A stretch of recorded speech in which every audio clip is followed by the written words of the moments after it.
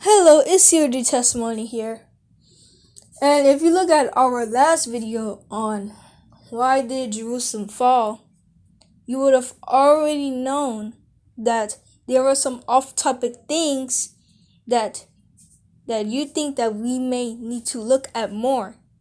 And today we are going to look more into some of these off-topic things, and mainly, does God punish people?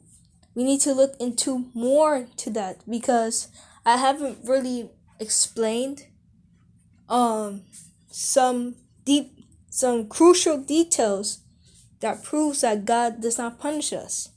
So today we're only going to look at two verses to see if God punished Jerusalem, which caused Jerusalem to fall.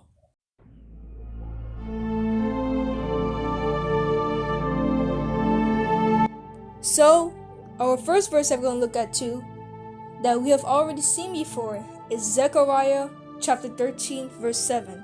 And it says, Awake, O sword, against my shepherd, against the man who is my fellow, saith the Lord of the Lord of hosts. Smite the shepherd, and the sheep shall be scattered, and I will turn my hand upon the little ones. So you're thinking like, hey, COG Testimony, it kind of already says here that God did punish Jerusalem. But are you sure?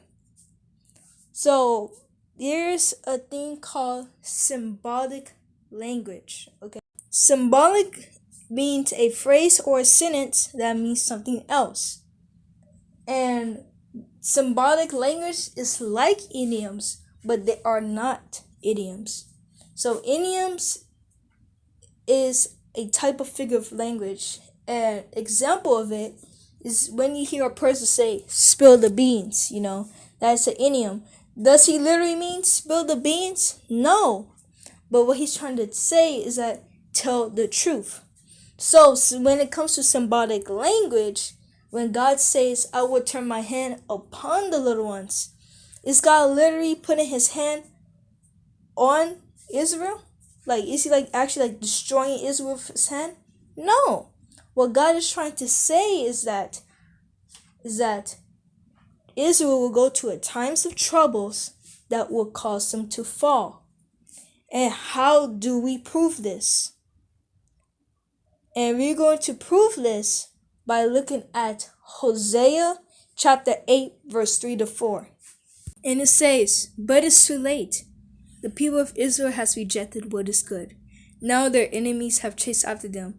The people has appointed kings without my consent and princes without my approval, while making idols for themselves with their silver and gold.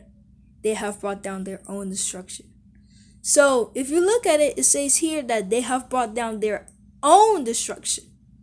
So God is not punishing them, but what God is saying is that they have caused their own destruction. And what caused the Jewish destruction?